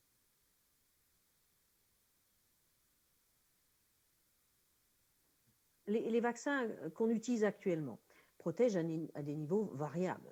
Le vaccin contre la rougeole est très efficace et il protège à plus de 90%, surtout si en fait les personnes vaccinées ont reçu effectivement les 2 injections de vaccin assez espacées d'ailleurs qui sont recommandées par l'OMS. Il y a des vaccins qui protègent mal, si on peut dire. Alors parmi ceux-là, prenons le vaccin contre la grippe qui protège en général les personnes en bonne santé et relativement jeunes entre 30 et 60% selon les années, et les personnes vulnérables, les personnes âgées, entre 10 et 30%. Alors pourquoi l'utilise-t-on quand même? D'abord, même si ça protégeait les personnes très âgées à 10% et à 30% les meilleures années, c'est toujours ça, parce que c'est un vaccin qui n'est pas très cher et dont la sécurité est très bonne, et donc il est nécessaire de l'utiliser. Et on l'utilise aussi parce que chez les personnes plus jeunes, parce qu'il est aussi important, notamment pour les personnels de santé, de protéger les personnes âgées et vulnérables chez qui le vaccin marche moins bien par le biais d'une protection indirecte, donc en étant protégé soi-même et en empêchant la transmission.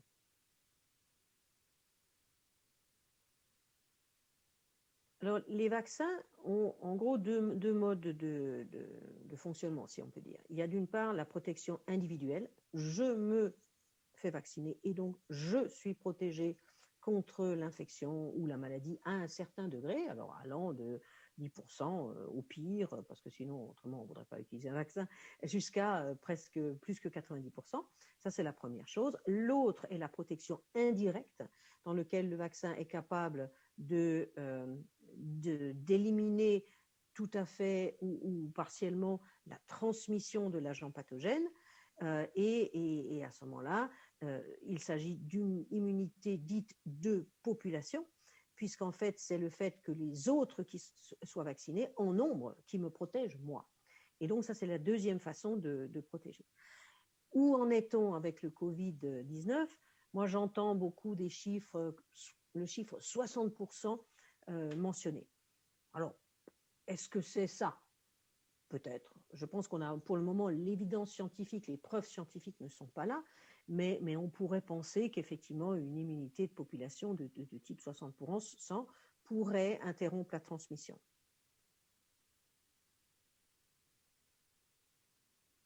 Bien sûr, le fait que les personnes plus âgées soient potentiellement bien moins protégées directement que les autres pose un problème pour la mise en place de stratégies vaccinales. Parce que si le vaccin protège bien les personnes âgées, eh bien, c'est clair, c'est elles qu'il faut protéger, les personnes âgées et les personnes qui ont des risques de maladies sous-jacentes. Si par contre, le vaccin ne marche pas ou vraiment très mal chez les personnes âgées, il faut penser à d'autres stratégies, et ces stratégies vont viser à protéger les gens qui sont autour d'eux. Et là, on s'intéressera à la vaccination des gens qui eux-mêmes, en fait, ne posent pas beaucoup de risques de maladies graves. Marie-Paule Kieny, merci beaucoup. Nous avons un peu mieux compris pourquoi et comment il était possible d'espérer avoir un vaccin et pourquoi il était important de se faire vacciner si ce vaccin arrive. Nous arrivons à l'issue de cette deuxième partie qui consistait à parler des vaccins, des traitements et d'un peu d'espoir. Alors, Didier Sicard, vous êtes médecin, éthicien, ancien président du Conseil national d'éthique et membre fondateur de notre association S3Odéon. Est-ce que vous pouvez nous résumer cette deuxième séquence? On peut résumer en disant qu'au fond, il y a une bonne nouvelle. C'est la diminution de la mortalité depuis plusieurs mois, à partir du moment où les équipes médicales ont commencé à mieux comprendre comment la maladie pouvait devenir extrêmement grave. Et la bonne nouvelle aussi, c'est qu'il y a des traitements qui ne sont pas des traitements antiviraux. On a vu les corticoïdes, les anticoagulants, les interférons, enfin d'autres molécules qui ont probablement réduit cette mortalité. En revanche, la mauvaise nouvelle, c'est qu'on n'a pas de traitement antiviral. On a des hypothèses, on a des traitements qui donnent une petite amélioration. On n'a pas de véritable traitement antiviral. On a les anticorps monoclonaux, on a éventuellement d'autres approches thérapeutiques, mais qui ne sont pas stabilisées. Ce qui est stabilisé, ce sont les corticoïdes, c'est les anticoagulants. Et ce qui est stabilisé, c'est que l'hydroxychloroquine ne marche pas et qu'elle a même un effet délétère. Sur le plan des vaccins, on a une espérance quelquefois, non pas excessive, mais comme si on confiait notre avenir infectieux pour résoudre l'épidémie aux vaccins. Évidemment qu'un jour, probablement, ces vaccins auront une efficacité. Mais d'abord, on ne sait absolument pas à quel moment temporel, en 2021, tel ou tel vaccin, parce qu'il y a un nombre considérable de vaccins avec des nouveaux modèles absolument inconnus de vaccins qui vont arriver, et que est-ce que le vaccin sera un privilège de protection individuelle ou protection collective? J'aurais tendance à penser, en fonction des résultats actuels, que ce sera une protection plutôt individuelle. Il n'est pas certain que la transmission de la pandémie s'arrêtera avec le vaccin. D'où l'importance des masques, l'importance des mains. On s'aperçoit par exemple que les gastro-entérites à Paris, dans les grandes villes, ont disparu parce que les enfants se lavent les mains, les adultes se lavent les mains. Donc on s'aperçoit que des méthodes extrêmement simples sont quelquefois beaucoup plus efficaces que des méthodes très scientifiques.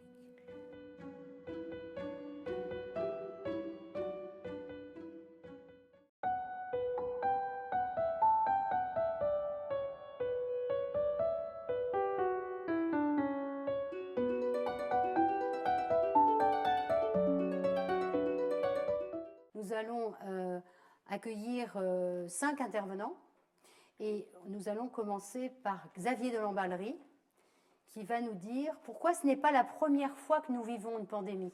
Accrochez-vous, vous allez apprendre des choses tout à fait nouvelles.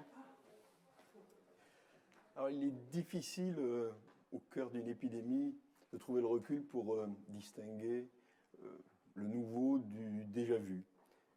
J'ai donc fait le choix radical de ne pas vous parler de la crise sanitaire actuelle du tout, mais plutôt de vous raconter une histoire qui, je l'espère, vous en dira quelque chose indirectement. Cette histoire commence à la fin des années 1980 aux États-Unis, quand des scientifiques et des médecins bâtissent le concept de maladie infectieuse émergente et réémergente et découvrent la responsabilité écrasante des activités humaines dans ces émergences, la démographie, l'urbanisation, le changement d'usage des sols, la déforestation, l'explosion des voyages et des échanges commerciaux. Plus tard, on parlera aussi du réchauffement climatique, des guerres, de la faiblesse des systèmes de surveillance et des systèmes de soins.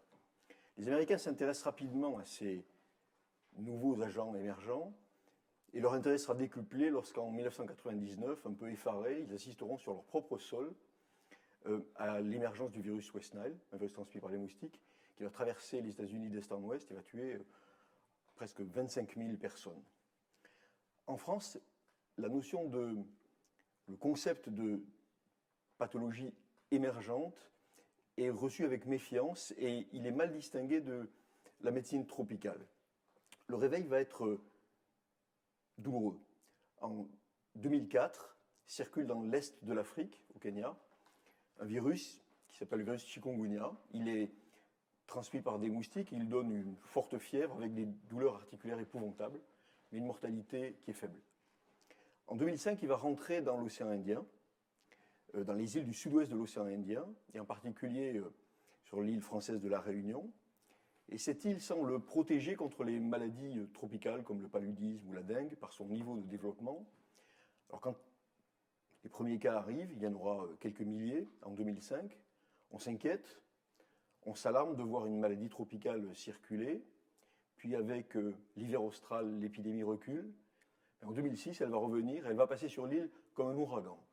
Imaginez plutôt, dans une île de moins de 800 000 habitants, en moins de 5 mois, à peu près 350 000 personnes vont être infectées. C'est un véritable cataclysme. Et ce que je vais vous en raconter en quelques mots vous rappellera peut-être des événements plus récents. Le gouvernement met en place un groupe d'experts scientifiques pour guider son action et le conseiller. Et celui-ci relève un certain nombre de faiblesses dans la préparation à l'épidémie, en particulier dans la lutte contre les moustiques Aedes. Les besoins de tests diagnostiques sont énormes. Et il est difficile d'être testé. On voit des files d'attente. Les résultats arrivent tardivement, souvent après la guérison des patients. Le corps médical est héroïque, mais les médecins généralistes, puis les urgences hospitalières sont dépassés, submergés. Les services de soins hospitaliers, puis les réanimations sont en grande tension. Alors le préfet demande des renforts, il en appelle également à l'armée. On s'aperçoit que les personnes âgées font volontiers des formes qui sont plus graves que les personnes jeunes. On n'a pas de traitement, on en cherche, on propose une molécule, elle s'appelle la chloroquine, on la teste, sans succès.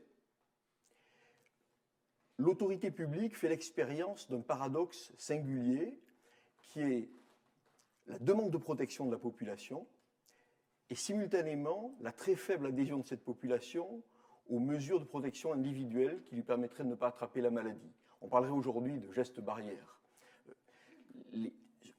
Sur l'île, il y a des radios qui sont des forums bouillonnants qui reflètent l'angoisse de la population, sa colère, sa méfiance des autorités également, et puis au cours du temps des théories plus ou moins fantaisistes, voire complotistes. La presse est volontiers polémique, elle relaie les avis et les prédictions d'experts, souvent péremptoires, et puis finalement l'économie de l'île, qui repose beaucoup sur le tourisme, s'effondre. Et on voit le ministre de la Santé, puis le Premier ministre, s'investir personnellement et se rendre sur l'île de la Réunion, essayer de rassurer la population et soutenir le système de santé et l'économie avec des subventions sonnantes et trébuchantes. Au bout du compte, ces quelques mots vous disent probablement mieux qu'un long discours ce que sont les caractéristiques récurrentes des émergences épidémiques. Et il dessine aussi peut-être des priorités pour nous préparer aux émergences futures. Je terminerai en disant que quelques années plus tard, le chikungunya reviendra dans d'autres départements français, guère mieux préparés. La Guadeloupe, la Martinique, la Guyane française. Il envahira toute la Caraïbe, l'Amérique latine. Il fera des dizaines de millions de cas. Mais ça, c'est une autre histoire. Merci beaucoup, Xavier de Lamballerie, pour cet éclairage tout à fait, on va dire, original et peut-être un peu inattendu pour nos téléspectateurs, si on peut dire ça. J'espère que vous qui êtes chez vous, ça vous plaît bien, cette conférence menée tambour battant. Je crois que nous n'avons pas pris de retard. Et j'enchaîne en accueillant Monsieur Jean-François Delfraissy, qui est président du Conseil scientifique du Covid-19. Il nous a aussi beaucoup encouragés à organiser cette édition. Il était déjà venu à Esroy Odéon en nous alertant d'ailleurs. On avait eu un peu de déni, Jean-François, il y a quelques années, lorsque vous étiez venu au théâtre de l'Odéon. Alors aujourd'hui, votre présentation est évidemment très attendue, puisqu'on a envie que vous nous parliez des rapports entre la science et la politique. Alors, science politique et société, c'est un vieux problème ou une vieille histoire. Dès la démocratie grecque, la relation entre le sachant et le politique était déjà au rendez-vous. Et l'histoire de France montre qu'il y a eu une série d'autres rendez-vous qui se sont passés, avec des hauts et des bas d'ailleurs sur ces rendez-vous. Sur Covid-19, dans la plupart des grands pays, des comités scientifiques ont été mis en place. Ça a été le cas en France, à la suite d'une réunion de scientifiques que j'avais organisée à l'Élysée le 5 mars. Et le 12 mars a été créé, le 11 mars, 12 mars a été créé le comité scientifique. Il est multidisciplinaire. Beaucoup d'ailleurs des membres sont ici ce soir et je les en remercie d'être à la fois ce soir, mais surtout d'avoir fait un boulot fantastique en termes d'intensité. On verra s'il était si fantastique que ça en termes de résultats. Alors, sur le fond, comment construit-on un comité scientifique? On le construit, ce n'est pas l'objet d'un homme, même s'il y a un président. C'est vraiment une construction commune. C'est une intelligence collective dont on a l'habitude en médecine, ce n'est pas nouveau, hein. Les grandes décisions médicales se prennent avec ce qu'on appelle des RCP. Chaque décision difficile, elle est prise en commun. Donc, ce n'est pas un homme providentiel, c'est un comité qui fait de l'intelligence collective. C'est multidisciplinaire. Il y a toutes les disciplines que vous avez entendues ce soir, plus les sciences humaines et sociales, plus un représentant de la société civile.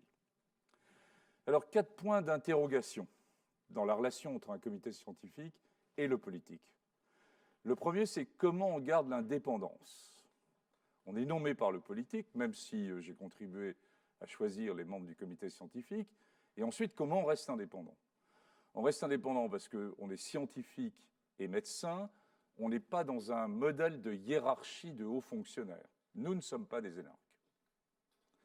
Le deuxième élément, c'est qu'on peut s'auto-saisir. On ne répond pas seulement à des saisines du politique, mais on peut s'auto-saisir. Le troisième, c'est que les avis sont publics. Et j'avais souhaité, dès le départ, vis-à-vis de nos concitoyens, sur que nos avis et nos opinions soient publics. Ce qui n'est pas le cas, par exemple, ce qui n'a pas été le cas au départ du comité anglais. Et enfin, le dernier point, c'est que cet exercice d'intelligence collective fait que quand l'un a tendance à lâcher, il est repris immédiatement par le groupe et il y a une dynamique de groupe qui est très forte. Le deuxième point de relation avec le politique, c'est la temporalité. La temporalité, elle est de 1 heure ou 2 heures pour les médias et en particulier les chaînes télé en continu. Elle est de quelques jours pour le politique. Et la science, elle se construit, même si elle va vite. On rappelle qu'il a fallu 15 ans pour les trithérapies dans le sida, 9 ans pour trouver un traitement de l'hépatite C, 18 mois pour trouver un vaccin contre Ebola. Et là, on souhaitait des réponses en quelques semaines. La réponse est non. Ce n'est pas possible. Hein, il faut le temps de se construire, comme ça a été souligné par Yazdan Pana, un essai thérapeutique, une réflexion sur ce qui se passe au niveau de la société civile avec les sciences humaines et sociales prend du temps pour se faire. Le troisième élément de relation avec le politique, c'est la notion d'incertitude. L'incertitude, c'est la construction même de la science. Un scientifique doit douter. La thèse de science est un élément fondamental où des résultats du lundi ne sont pas retrouvés le mercredi et font poser des questions sur la suite. Nos dirigeants français, pour la quasi-totalité d'entre eux, n'ont pas fait de thèse de science. Ils sont passés par l'ENA, ils sont passés par de grandes écoles, et ce sont des gens très brillants, bien sûr. C'est une différence par rapport aux dirigeants allemands, par exemple, où la thèse de science en Allemagne, qu'elle soit en basic science ou en sciences humaines et sociales, et fait partie intégrante du cursus des futurs politiques. Alors, le politique attend de l'expert, finalement, s'il a constitué un comité d'experts, c'est qu'il puisse lui dire si c'est blanc ou si c'est noir. Et l'expert lui-même est dans un doute, et vous avez bien compris que sur Covid, la science s'est faite en marchant, elle s'est construite progressivement, et donc la certitude n'était pas au rendez-vous. Et donc là, il y a un enjeu qui peut se passer. Le quatrième point de relation avec le politique, c'est qu'on peut tomber, et il faut faire attention de ne pas tomber dans ce que j'appelle le syndrome de Stockholm. Vous savez, c'est ce syndrome où finalement les otages finalement finissent par être d'accord avec les personnes qui les ont pris en otage. Et là, on peut être séduit d'être au plus haut niveau de l'État, d'être en relation avec le plus haut niveau de l'État politique. Et attention, il faut vraiment garder son indépendance. Il faut vraiment ne pas tomber dans le piège de rentrer comme étant un garant du politique. Ce n'est pas si facile que ça. Deuxième point très rapide, les limites de l'exercice. Les limites de l'exercice, elles sont le fait que nous ne sommes pas du tout opérationnels. On a lu un peu partout qu'il y avait un troisième pouvoir médical qui était en train de s'installer en France. C'est archi faux, archi faux. La décision, elle est politique. Elle a toujours été politique. Nous ne sommes pas opérationnels. Donc, il y a un certain nombre de recommandations qu'on peut faire qui vont être prises, d'autres non prises. Et nous ne sommes pas responsables des opérations. Quelques exemples. Le comité scientifique avait évoqué, plus qu'évoqué, avait écrit dès le mois de juillet qu'il y aurait une deuxième vague, que cette deuxième vague surviendrait à l'automne et qu'elle toucherait essentiellement les 20 grandes métropoles françaises. Nous l'avions écrit. Début septembre, nous avons évoqué le fait que cette deuxième vague était en train d'arriver. On l'a redit, et il a fallu, vous voyez, un certain délai, mais que je peux comprendre, parce que l'enjeu n'est pas que sanitaire, il est évidemment sanitaire, sociétal et politique, mais un certain délai entre l'avis d'un conseil scientifique et la décision opérationnelle qui peut être prise par le politique. Un deuxième exemple qui me tient beaucoup à cœur. Depuis fin mars, nous demandons la création d'un comité citoyen pour que, finalement, dans cet exercice de triangle de la démocratie sanitaire, entre, d'une part, le sachant, d'autre part, le citoyen, et enfin le politique qui prend les décisions, eh bien, ça puisse s'exercer aussi dans le cadre de Covid 2019. Et finalement, pour de multiples raisons, ce comité citoyen centralisé, peut-être un peu usine à gaz, n'a pas été mis en place. Et c'est seulement maintenant qu'à l'occasion des 20 grandes métropoles, l'opinion citoyenne va être prise en charge au niveau des différents comités qui sont en train de se monter, comités citoyens au niveau des métropoles.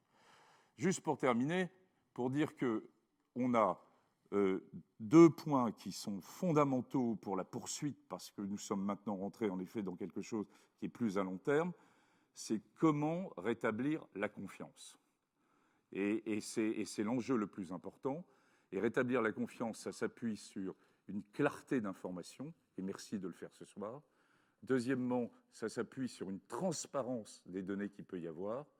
Et puis, ça s'appuie sur un dialogue entre scientifiques et, bien sûr, la société civile.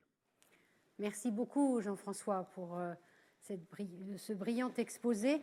Alors, on a parlé de sciences humaines et sociales, Jean-François nous l'a dit tout à l'heure, et moi, je me suis trompée dans le programme, puisque j'aurais dû lancer un sociologue tout à l'heure, l'intervention d'un sociologue.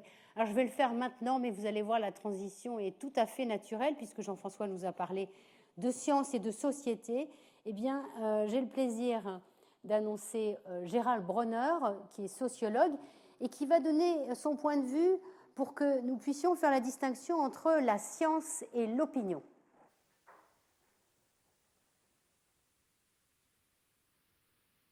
Même ceux qui ont un goût pour la science, mais qui ne sont pas des scientifiques eux-mêmes, connaissent la science lorsque le processus de constitution de la connaissance est achevé, en quelque sorte.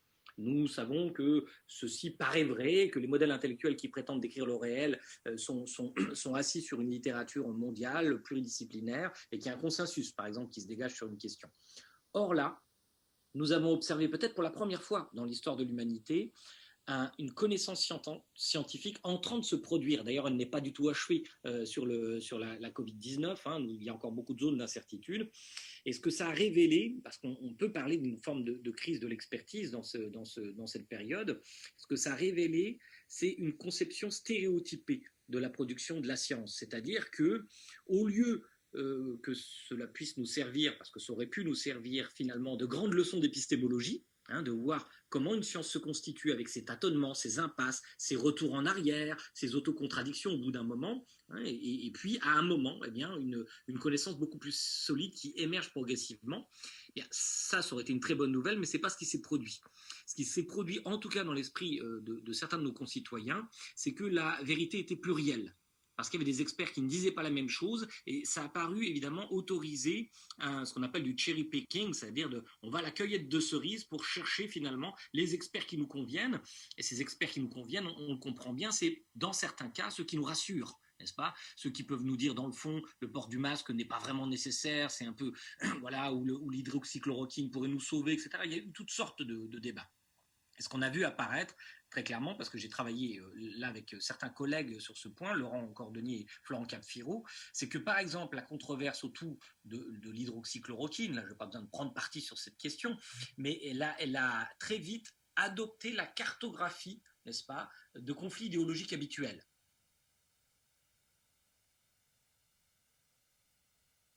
Ce qui est sûr, là il y a de sérieuses données, c'est que la peur en général est un signal d'alerte pour notre cerveau qui nous permet de distinguer l'information entre toutes les informations beaucoup plus rapidement.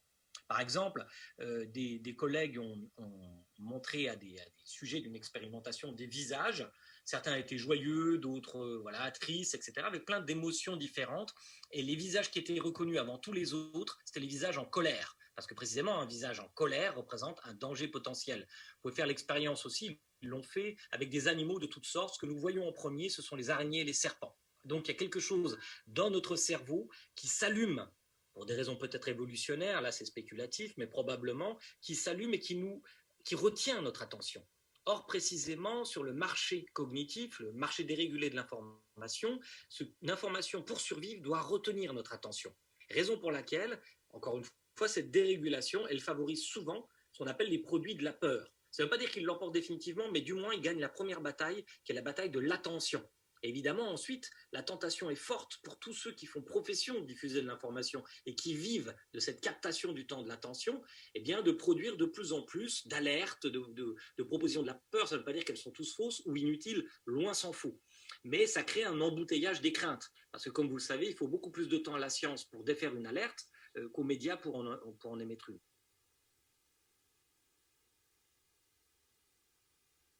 Je pense sincèrement que la responsabilité en revient principalement aux médias.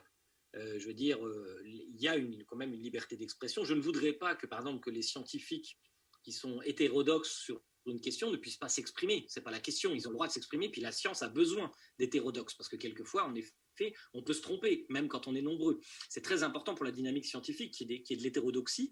Simplement, les médias, normalement, doivent faire un travail d'éditorialisation, c'est-à-dire qu'ils doivent mettre sur le devant de la scène médiatique des gens qui vont plus probablement produire un discours argumenté, et on va dire vrai si le mot ne fait pas trop peur, en tout cas probablement vrai, puisqu'on parle comme ça dans un état scientifique, c'est probablement vrai.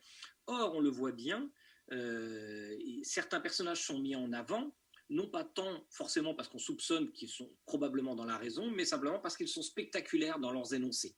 Il y a une recherche à la captation du temps de cerveau disponible, comme dirait l'autre. Et donc, en fait, la conflictualité, la peur, toutes sortes d'éléments comme ça sont de nature à apporter une plus-value en termes d'attention à ces médias. Il faut bien reconnaître aussi, pour ne pas trop leur jeter la pierre, que les journalistes ne sont pas souvent formés aux questions scientifiques, qui sont souvent contre-intuitives.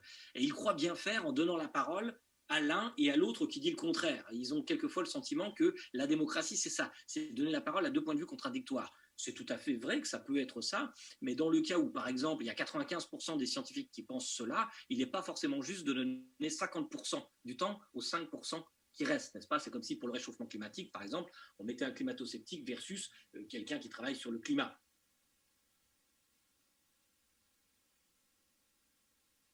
Il est très important pour moi que la décision politique, surtout quand on parle de questions sanitaires, par exemple, ou de questions scientifiques en général, s'adosse à l'expertise scientifique. C'est très important. Je n'ai rien à dire sur la constitution d'un conseil scientifique durant cette pandémie, si ce n'est de m'interroger sur la façon dont ont été choisis les membres de ce comité. Ça, je n'en sais absolument rien. Par contre, j'en approuve le principe général. Mais en revanche, il ne faut pas que le pouvoir politique cherche à faire dire à la science ce qu'elle ne dit pas. Elle ne peut pas servir, elle ne doit pas se servir, et la science ne doit pas accepter de servir de paratonnerre à la décision politique. Dans l'espace public, c'est à la politique d'assumer la part d'incertitude de la décision. Certaines décisions sont des sinistres paris, surtout quand on est en état de pandémie. Il n'est pas facile de choisir la bonne décision, celle qui va épargner le plus de vies. Mais en tout cas, elle doit le faire informée de l'expertise scientifique, même lorsque cette expertise est en pleine incertitude, comme dans le cas présent. Mais elle ne doit pas faire croire que c'est la décision politique scientifique qui est reportée mécaniquement dans l'espace politique. Merci beaucoup, Gérald Bronner. Je crois que ça faisait tout à fait complément avec l'intervention de Jean-François Delfraissy et l'importance de faire non seulement à côté des patients, mais avec les malades. Eh bien, maintenant, nous allons accueillir deux invités successifs qui sont Laura Spinet et Roger Poldroit. Alors, Laura, tu es écrivain, journaliste. Tu as écrit un best-seller sur la grippe espagnole. Et tu vas nous dire si les pandémies, c'est toujours la même histoire, oui ou non. Quel a été l'âge le plus heureux de l'humanité? Selon l'historien anglais Edward Gibbon, c'était le 2e siècle de notre ère. L'Empire romain était alors au sommet de ses pouvoirs et de son étendue, l'Empire chinois aussi d'ailleurs. Les deux faisaient la guerre un peu partout. Les riches aux deux pôles de la civilisation étaient très riches et les marchands de luxe qui fréquentaient les rues de la soie faisaient un commerce inouï. Mais tout le monde n'était pas heureux. C'était quand même un âge assez brutal parce que même si les riches étaient très riches, les pauvres étaient très pauvres. Et malheureusement, à leur insu, les marchands et les militaires transmettaient avec la soie et la guerre des microbes. Et contre les maladies portées par ces microbes, les pauvres rassemblés dans les villes romaines et chinoises étaient très vulnérables. Dans l'année 165 est arrivée à Rome la peste antonine et 10 ans plus tard, la même maladie faisait des ravages en Chine. La pandémie signalait le début de la fin des deux empires.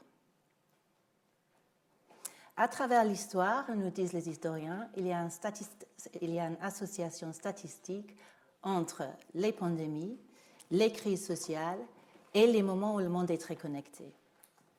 On la voit, cette association, au IIe siècle, mais aussi au VIe siècle avec la peste justinienne, au Moyen-Âge avec la peste noire, et encore en 1918 quand sévit la grippe dite espagnole dans le monde.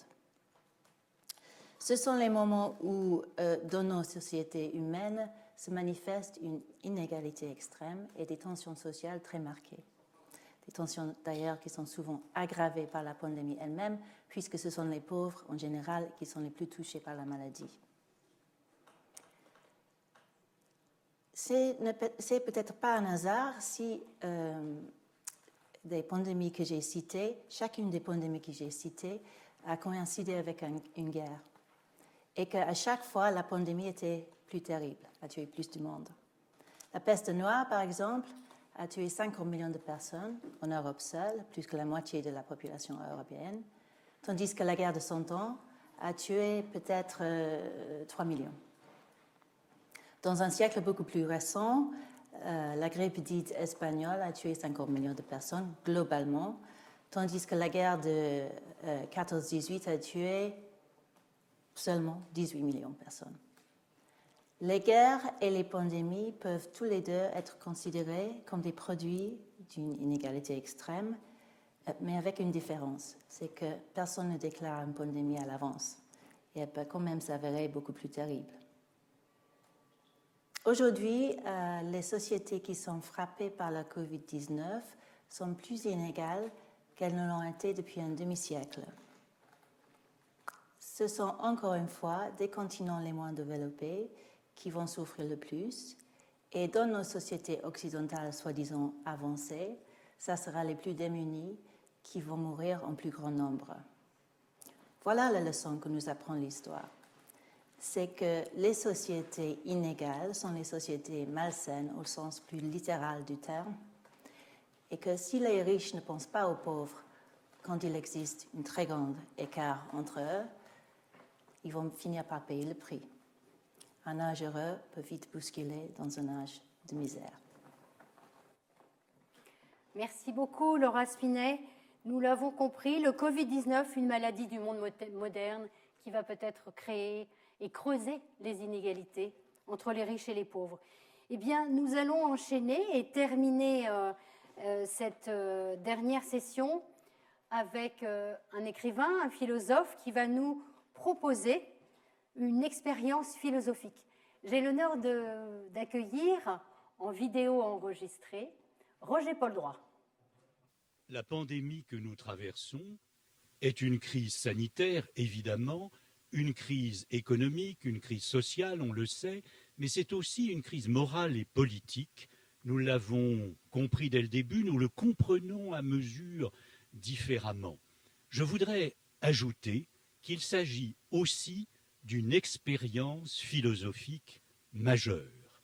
Et quand je parle d'expérience philosophique majeure, ce n'est évidemment pas pour tirer la couverture du côté de ma discipline. C'est parce que cette pandémie nous confronte quotidiennement à des questions abyssales qui nous pèsent et que nous devons tenter de résoudre comme nous le pouvons, heure par heure et jour par jour. Et c'est cela qui constitue une expérience philosophique. Je n'appelle pas philosophie simplement des dissertations, des études savantes, des disciplines universitaires. Bien sûr, la philosophie est devenue cela. Mais je crois qu'au départ, elle surgit comme une exigence du bouleversement de la vie quotidienne. C'est parce que notre quotidien a été fracturé, brisé, transformé en profondeur, que nous nous confrontons à la nécessité d'une exigence philosophique pour nous tous. Et cette pandémie nous a, en quelque sorte, profondément détraqués dans la vie quotidienne. Nous avons tous, et nous le savons, été bouleversés par le confinement, le déconfinement, les menaces de reconfinement, et par cette série de craintes nouvelles, de gestes nouveaux, d'appréhensions nouvelles qui nous tombent dessus et parfois nous submergent. Et il y a là déjà dans ce bouleversement une immense singularité, car jamais dans l'histoire de l'humanité, 4 milliards d'individus ne se sont trouvés enfermés plusieurs semaines en même temps. Jamais non plus, dans l'histoire de l'économie contemporaine, on a vu s'arrêter pratiquement tout juste pour sauver des vies, qui plus est, des vies généralement âgées. Jamais, non plus dans l'histoire de France, même au temps de la grippe espagnole, c'est plus anecdotique mais significatif, on a vu la nécessité de fermer tous les restaurants. Alors, ces faits qui sont uniques, quel rapport ont-ils avec la philosophie? D'abord, et je crois qu'il n'est pas besoin de longues explications pour voir que ces rapports sont profonds et multiples. Et d'abord, le premier, c'est que nous sommes confrontés par cette crise multiforme à une question philosophique fondamentale qui est celle des limites. Limites de nos connaissances, limites de nos capacités de prévision, limite de nos possibilités d'action, limite de nos résistances organiques, limite aussi de nos différences génétiques. Or, généralement, toutes ces limites, nous avions tout fait pour tenter de les effacer, de les esquiver, de les oublier. Elles nous retombent dessus avec la nécessité grave, mais importante et peut-être stimulante, de les réélaborer à mesure. Et puis, d'autre part, nous avons toujours l'incertitude qui monte. L'incertitude que nous avions écartée et qui nous revient de tous les côtés dans les gestes du quotidien comme dans les décisions collectives. Et dans cette incertitude, il nous faut décider.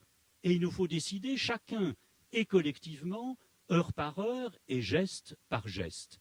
Voilà qui nous confronte à tout à fait autre chose encore, qui est non moins philosophique, qui est notre responsabilité. Nous saisissons que ce sont de nos gestes et de nos décisions personnelles que dépendent, au moins pour une large part, à la fois notre propre survie et celle des autres. Et ce que nous éprouvons et vivons et devons réfléchir, c'est finalement quelque chose qui, là aussi, est tout à fait philosophique, c'est la connexion intime entre notre vie singulière et celle de tous les autres. Alors, généralement, on croit se débarrasser de ces questions, soit en les oubliant, soit en les recouvrant de partis pris idéologiques, soit en décidant de les résoudre par 3 affirmations péremptoires, ou bien de prescrire autoritairement l'arrivée d'un monde d'après, dont, en regardant bien, il ressemble furieusement au fantasme d'avant. Pour ma part, je suis plutôt convaincu que le premier effort, et c'est un effort, j'insiste, philosophique, qui est exigé aujourd'hui de chacun d'entre nous, c'est de refuser tous les simplismes. Il faut au contraire le courage, la patience, de comprendre qu'il se passe quelque chose d'inédit. Mais quoi? Il faut prendre le temps d'arriver à le discerner de façon avec humilité, avec lucidité, plutôt que de plaquer dessus des solutions toutes faites, toutes prêtes, nos désirs ou nos préjugés. Il s'agit finalement d'apprendre à endurer l'incertain et même la peur, mais sans en être paralysé. N'être ni bêtement confiant, ni bêtement méfiant, et tenter de vivre le monde avec, pour le traverser pas à pas. Somme toute, il s'agit de continuer à avoir confiance, mais sans illusion. Alors bien sûr, on demandera confiance en quoi? Eh bien, je dirais confiance en la science et la recherche, confiance en la technique, confiance dans la raison, confiance même dans l'humanité. Autrement dit, confiance dans toutes ces vieilleries qui sont aujourd'hui si terriblement décriées. Mais cette confiance, elle doit être sans illusion, donc sans aveuglement. Et finalement, si nous parvenions à cela, c'est-à-dire si nous réussissions à être lucides sans être aveugles, confiants sans être illusionnés, eh bien je crois que nous aurions réussi vraiment une expérience philosophique majeure. Merci beaucoup Roger Paul Droit pour ce moment, cette expérience philosophique. On n'a pas envie que ça s'arrête, on a envie que la philosophie, ce soit notre quotidien. Et Dieu sait si on a du mal à prendre du recul et à penser chaque jour. Eh bien, je propose de continuer avec Jean-Michel Beignet, qui est philosophe, qui est membre fondateur de l'association S3 Odéon. Et Jean-Michel, si tu veux bien nous résumer, c'est toujours un peu difficile de résumer des propos comme ceux qu'on vient d'entendre sur la société, mais est-ce que tu peux nous dire ce que l'on peut retenir ? Je crois que la crise que nous traversons n'a pas fini de nous instruire. Bien sûr, elle nous impose de changer certains de nos comportements, mais aussi et peut-être surtout de modifier nos manières de penser. L'impact de la crise sur nos manières de penser se situe à plusieurs niveaux. D'abord peut-être au niveau épistémologique, notre rapport au savoir, On a vu que les scientifiques, à l'occasion de cette crise, ont éprouvé le besoin de faire état de leurs connaissances et d'expliquer les méthodes, les procédures qui caractérisent le métier de chercheur. Bref, nous avons bénéficié là, nous, publics, d'une acculturation qui va faire date. Ensuite, la crise, elle s'est traduite au niveau politique. Au niveau politique, nous avons été interrogés sur les sources de la décision politique, décision toujours en situation d'incertitude. On ne décide jamais qu'en situation d'incertitude. Et puis, au niveau politique, nous avons dû nous dire que les relations entre les scientifiques et les politiques et avec les citoyens, eh bien, ces relations étaient loin d'être évidentes. Elles avaient besoin d'être travaillées, d'être exposées. En troisième lieu, je dirais que les manières de penser différentes qui nous sont imposées par la crise se signalent au niveau éthique. Au niveau éthique parce que nous avons été contraints de prendre la mesure de la complexité des situations dans lesquelles nous nous trouvons. Je pense par exemple aux conflits de valeurs, aux chocs d'objectifs qui se sont traduits par une alternative. Faut-il tout donner aux impératifs de survie biologique, quitte à abdiquer un certain nombre d'exigences concernant les libertés fondamentales ou les impératifs économiques. Je dirais qu'au niveau éthique, les choses sont devenues très très complexes parce que l'éthique, c'est d'abord et avant tout la tentative pour préserver le lien social. Et comment préserve-t-on le lien social dans une situation où nous sommes portés à la défiance les uns à l'égard des autres? Enfin, en dernier lieu, je crois que la crise nous a imposé de revoir un certain nombre d'objectifs philosophiques. Nous sommes contraints de repenser notre rapport à la nature. Nous sommes contraints de repenser les liens intergénérationnels. Nous sommes contraints à penser aussi l'expérience de la mort nue, à laquelle nous avons été confrontés.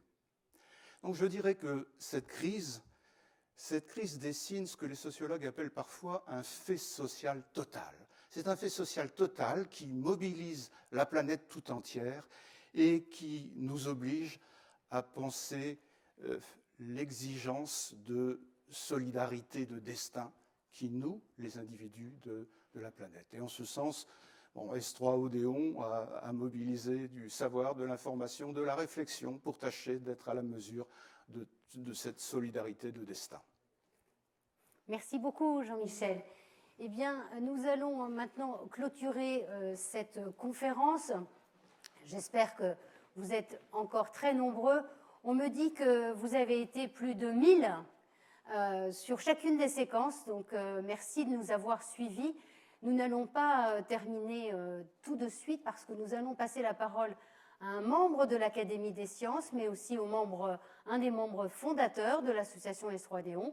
Merci Yves Agide de nous résumer, c'est peut-être le plus difficile, l'ensemble de cette conférence. Je ne vais pas résumer. Non, je voudrais dire qu'avec cette pandémie, nous autres scientifiques, nous devrions être ravis puisqu'on a la possibilité de voir nos travaux qui sont diffusés par les médias. Mais en même temps, nous sommes des citoyens, comme tous les citoyens, et nous sommes bombardés d'informations les plus diverses, les plus contradictoires, et finalement, on ne sait plus qui croire, quoi.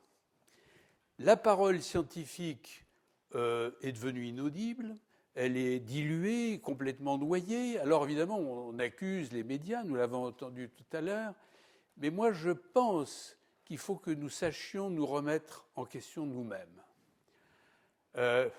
Nous n'avons pas su faire savoir ce que la science pouvait apporter dans cette pandémie. c'est quelque chose qui est inacceptable. La science doit apporter des observations rigoureuses, elle doit apporter des faits scientifiques validés, et nous n'avons pas bien su le faire. Alors, c'est facile à dire. C'est facile à dire au moment où arrive un virus inconnu, extrêmement contagieux, brutal et dangereux, et évidemment qui nous mène à une certaine incertitude. Et l'incertitude, il faut le dire, elle est inhérente à la science, n'est-ce pas? Ça va de soi. La science, comme on l'a dit aujourd'hui, elle se construit toujours lentement. Alors cette fois-ci, bien entendu, dans une période de crise comme celle-ci, cette construction s'effectue à toute allure, mais toujours dans l'incertitude. D'où l'importance de cette conférence qui permet de dire ce qu'on sait, mais aussi ce qu'on ne sait pas. Et je pense que c'est une condition absolument nécessaire pour qu'on puisse venir à bout de cette pandémie. J'ajouterais que si cette conférence pouvait avoir un enjeu plus large, eh bien, je souhaiterais personnellement qu'on remette la science comme une culture et qu'en revanche, la culture elle-même fasse plus attention à l'esprit scientifique et à l'ensemble de nos données scientifiques. Revenir à une interaction meilleure entre la science et la culture. Merci beaucoup. Eh bien, c'est maintenant le moment de conclure. Je remercie toutes celles et ceux qui nous ont suivis depuis leur bureau, depuis leur domicile, depuis les réseaux sociaux. Je vous invite bien sûr à soutenir l'association S3 Odéon, puisque c'est une association bénévole. Je vous invite à faire des dons pour qu'on puisse organiser une prochaine édition. Et n'oubliez pas de retrouver les 8 témoignages qui n'ont pas été présentés dans ce direct parce que ça aurait fait un peu trop long, mais ils sont tout aussi inspirants que les interventions auxquelles nous avons assisté ce soir. Je vous dis à très bientôt et n'oubliez pas que vous pouvez re-regarder en replay, autant que vous le voulez, cette conférence. Merci, au revoir.